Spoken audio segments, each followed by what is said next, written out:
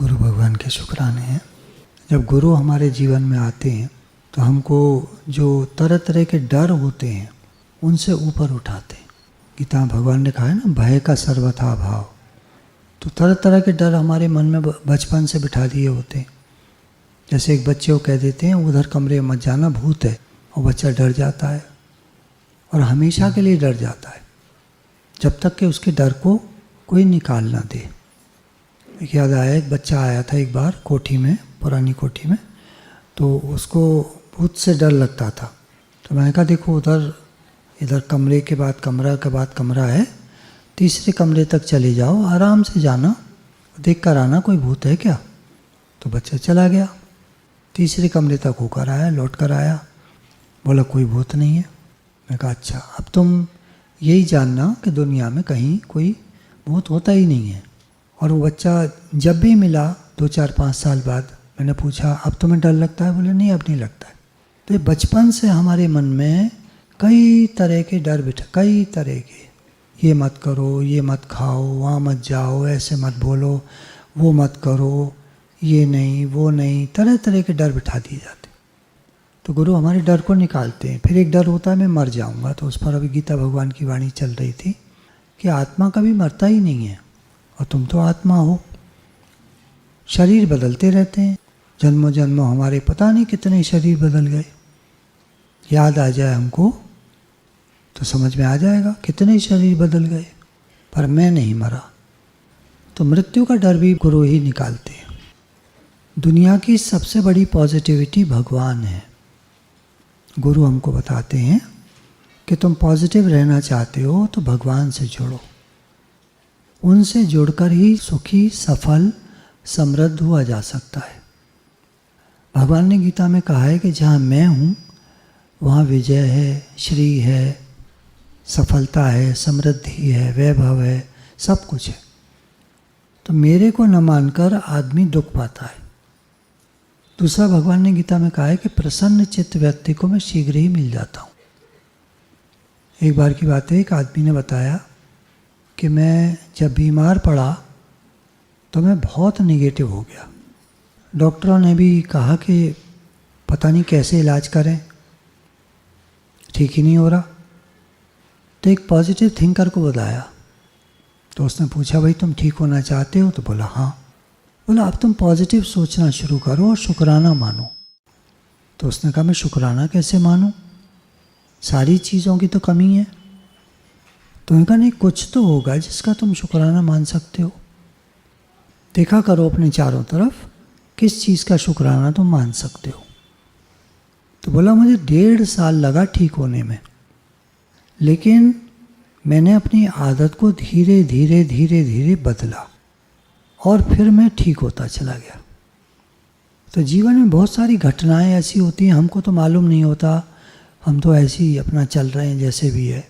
हमें पता ही नहीं है दूसरों के दुख के बारे में, दूसरों की परेशानियां और कैसे ठीक होती हैं, परेशानियां कैसे ठीक होती हैं, ये सब गुरु के पास आकर ही हमें पता चलता है। तो एक आदत बनाएं, गुरु कहते हैं कि अभी इस पल में खुश रहने की आदत बनाओ। इस पल में हमें कोई दुख नहीं है, इस पल में हमें कोई दुख नहीं है, तो खुश हो जाए। फिर शुक्राना माने भगवान का, गुरुजनों का, अपने माता पिता का, देवी देवताओं का, अपने भाई बंधु सखाओं का, सबका शुक्राना। जिनसे कुछ भी मिला उनका शुक्राना, सबका शुक्राना, सभी का धन्यवाद। सभी के लिए शुद्ध भाव भेजें। वाइब्रेशंस हमारी अच्छी निकलनी चाहिए। जब घर में तकलीफ़ होती है, हमें कोई बीमारी होती है, घर में कोई बीमार होता है, घर में कोई परेशानी होती है, तो वहाँ उस घर के लोग सारे निगेटिव हो जाते हैं। वातावरण को ठीक करने के लिए अपने वाइब्रेशंस को ठीक रखना पड़ता है। वाइब्रेशन ठीक होती हैं शुक्राना मानने से और भगवान का नाम जप करने से। कोई भी नाम जो आपने, कोई भी मंत्र जो आप महामंत्र करते हैं, हे भगवान सबका भला हो, सबका भला हो, सबका भला हो। जब वृत्ति हमारी ऐसी हो रही होती है कि मेरे को मिल जाए, मेरे को मिल जाए, तो ये भोग बुद्धि है। दूसरों को मिल जाए, इसका नाम है योग। सब सुखी हो जाएं, सब निरोग हो जाएं, सबको आनंद हो, सबका कल्याण हो, सबका भला हो, सबका उद्धार हो, इससे लगता है हमारा योग। मेरा भला हो जाए, मुझे मिल जाए, ये है भोग। तो प्राणी मात्र के हित में हमारी रति हो, भाव हो।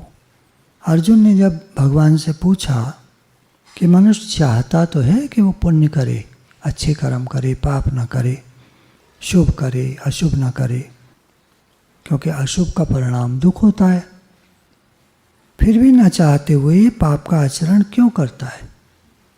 अच्छा, पाप क्या है?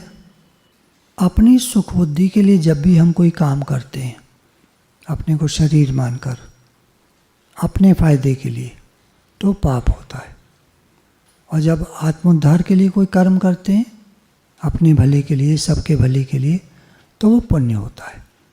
भगवान में लगने के लिए, भगवान से प्रेम बढ़ाने के लिए, वो पुण्य होता है। तो सबको सुख मिले तो कहाँ से आरंभ करें, कहाँ से शुरू करें? बोला अपने परिवार से ही शुरू कर दो। अपने परिवार में जो भी लोग हैं, ऐसा भाव बने हमारा कि सबको सुख मिले। भाव, पहले ना भाव जगाना पड़ता है। हम करने में लग जाते हैं झट, और खुश कर नहीं पाते किसी को, तो फिर हम दुखी हो जाते हैं। भाव रखना पड़ता है, सबको सुख मिले। दर्पण में जैसे शीशे में उल्टा दिखता है, हम पूरब की ओर मुख करके खड़े हैं और दर्पण रखा है सामने, तो हमारे दर्पण का प्रतिबिंब पश्चिम की ओर देख रहा होता है। ऐसे ही हमारी सोच दुनिया में आकर उल्टी हो गई। भगवान ने आदमी बनाया और उसको सामग्री दी कि सबका भला हो, और वो लग गया अपने लिए लेने लेने में, मेरा भला हो, मेरा भला हो जाए, मेरा, मैं। जब हम शुरू में गुरुजी के पास गए तो गुरुजी ने शुरुआत यहीं से करी कि बोलो मेरा जीवन निष्कामी हो, मतलब मुझे कुछ नहीं चाहिए, मेरा जीवन सबके लिए। यहाँ से हमारे जीवन की शुरुआत होती है, बढ़िया जीवन।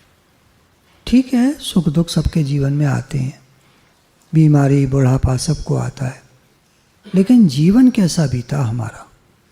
सबके हित में या केवल अपने अपने मैं? अपने स्वार्थ की भावना तो पशु पक्षियों में भी होती है, ये कोई मनुष्यपना नहीं है। मनुष्यपना त्याग में है। त्याग, दूसरों को सुख मिले ऐसा भाव, ये त्याग है। अपने स्वार्थ में तो सभी लोग लगे हुए हैं, तो इसमें मनुष्यता क्या हुई? मनुष्यता दो बातों से होती है, दूसरों को सुख पहुंचाना और भगवान को याद करना। मनुष्य ही भगवान को याद कर सकता है, और कोई 84 लाख योनियां हैं, 84 लाख जीव जंतु पक्षी, ये वो, एक मनुष्य जो भगवान को याद कर सकता है। हम लोग ये पशु पक्षी इत्यादि नहीं कर सकते। दूसरों के हित की वृत्ति होने से ही मनुष्य ऊंचा उठता है। जो लोग राइज करते हैं बहुत, इनके अंदर एक भावना खास होती है, सबका भला कैसे हो। बहुत सेवा कार्य करते हैं लोग। जितना जितना अपने स्वार्थ और अभिमान का त्याग होगा, सबका हित चाहेंगे, तो ऐसा व्यक्ति स्वतः ही माननीय और आदरणीय होता जाएगा। तो ये नहीं कि हमें कोई ये भाव है कि हम माननीय और आदरणीय हो जाएं, ये नहीं है। भाव ये है सबका कल्याण कैसे हो। स्वार्थ बुद्धि से आसुरी संपत्ति आती है। स्वार्थ भावना जब हम रखते हैं, मेरा भला कैसे हो, तो आसुरी संपदा आ जाती है, और ये दुखदाई होती है। लोभ आ जाता है, कामनाएं, क्रोध आ जाता है। रामायण में शिवजी पार्वती जी से कहते हैं, उमा संत की यही बड़ाई, मंद करत जो करे भलाई। तो पार्वती जी से कह रहे हैं कि संत की बड़ाई होती है कि कोई उसके साथ बुरा भी करे, उसको दुख भी मिले, पर वो सबका भलाई करता है। तो घर से ही सेवा शुरू कर दो। सबसे पहले अपने घर में ये भाव बनाए, सबका भला हो, घर बहुत बढ़िया हो जाएगा। फिर और बाहर जैसे भी, लेना भोग है, देना योग है। लेना जड़ता है, देना चेतनता है।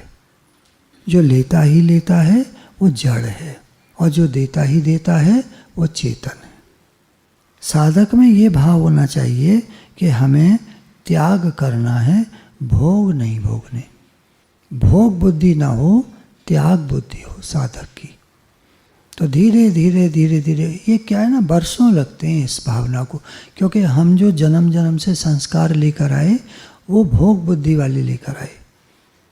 योगी तो बहुत कम होते हैं, पैदाइशी जो योगी होते हैं, जो भक्त लोग का हम सुनते हैं, चरित्र सुनते हैं, पढ़ते हैं, ये तो बहुत कम लोग होते हैं। आम जनता तो भोगों में लगी है। तो सत्संग में आने से हमारी बुद्धि बदलती है, बरसों लगते हैं। तो साधक में ये भावना जगे कि हमें तो त्याग करना है, भोग नहीं करना है, हमें सेवा करनी है। इस शरीर क्षेत्र है, जैसे खेत में किसान काम करने जाता है, तो इस शरीर हमको सेवा के लिए मिला है। इससे अगर हम सेवा करेंगे तो आगे जीवन हमारा सुंदर होगा, फसल अच्छी निकलेगी, जीवन सुंदर होगा। मनुष्य शरीर तुच्छ कामनाओं के लिए नहीं मिला है। छोटी छोटी कामनाएं हमारे मन को परेशान किए रहती हैं, तो इसके लिए नहीं मिला मनुष्य शरीर।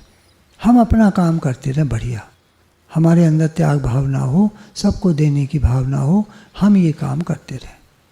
सबको सुख पहुंचाने में थोड़ा दुख मिल जाए तो वो दुख भी बड़ा कीमती है, वो भी हमको बढ़ाने वाला है। जब संत को कोई तकलीफ देता है तो वो सोचते हैं इसमें भी हमारा भला है, यह हमें बढ़ाना चाहता है, भगवान से हमारा प्रेम और बढ़ाना चाहता है।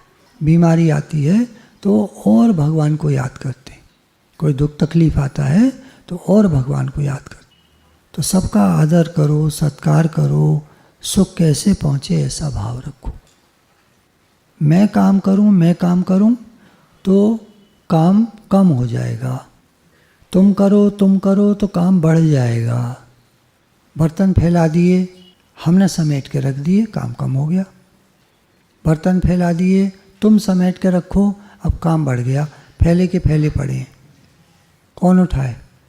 बड़े लोग नौकर रखते हैं घर में, नौकर उनके भी घर का काम करता है और अपने भी घर का काम करता है। नहीं, उसके घर का काम करने के लिए नौकर आता है कोई? तो बड़ा कौन हुआ, वो बड़ा सेठ या वो नौकर बड़ा हुआ? दोनों दो घरों का काम करता है, नौकर बड़ा हुआ। तो कहने का भाव ये है कि ये भाव रखो कि मैं सबका काम कर दूँ। भाव है, कितना कर पाएंगे वो तो एक अलग बात है, पर मेरे द्वारा सबको सुख मिले।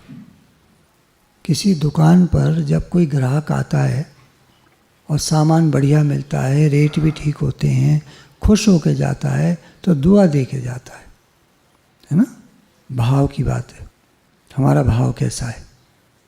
तो सबका कल्याण करने का भाव हो हमारा, सबका कल्याण चाहने वाले का उद्धार अवश्य होता है। अब साथ के साथ हम क्योंकि सत्संग में आते हैं तो लगातार ज्ञान प्राप्त करने का टाइम टेबल बनाएं। सत्संग, स्वाध्याय, पढ़ना लिखना, अध्ययन, अपने चरित्र को निखारना, जो गलतियां हमसे होती हैं उनको हटाना। एक प्रकार के मेडिटेशन में क्या करते हैं, जैसे बैठ गए शांत भाव से, अब सांस खींचो तो भगवान हमारे अंदर जा रहे हैं, ऐसी भावना करो। और जब सांस निकालो तो जैसे कूड़ा कबाड़ा घर में होता है, उसको हम निकाल के बाहर फेंक देते हैं, तो हमारे अंदर जो विषय विकार पड़े हैं, गंदगी पड़ी हैं, विकार की बातें हैं, मन खराब की बातें हैं, द्वेष की बातें हैं, क्रोध है, लोभ है, अहंकार है, ये सब निकल रहा है, सांस के साथ सब निकल रहा है। करेंगे इसको 5 मिनट के लिए, चलिए। और जो खराब बात निकले, साथ के साथ ऐसा भाव रखिएगा कि वो सारी आपने सूर्य की ओर फेंक दी और वो जल के भस्म हो गई। भगवान हमारे अंदर जा रहे हैं और जो भी कमियां हैं हमारे अंदर वो निकल के सूर्य की ओर जाकर भस्म हो रही हैं। ऐसा भाव रखिएगा, क्योंकि यहीं रह जाएंगी तो फिर आप सूंघ के वापस ले लेंगे उनको। आप निकालेंगे तो फिर आपके अंदर चली जाएंगी, तो निकाल के सूर्य की ओर फेंक दीजिए। सूर्य निकल रहा है, तेज चमक रहा है, वहां जाके वो भस्म हो रही है।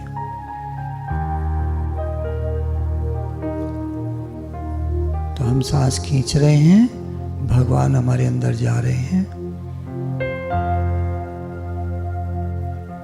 अब जब सांस निकाल रहे हैं तो जो भी हमारे अंदर कमियां हैं, खराबियां हैं, द्वेष है, अहंकार है, लोभ है, खराब बातें हैं, निंदा चुगली है, दूसरों की बुराइयां हैं, जितनी खराब आदतें हैं वो सब निकल के सूर्य में जाकर भस्म हो रही है।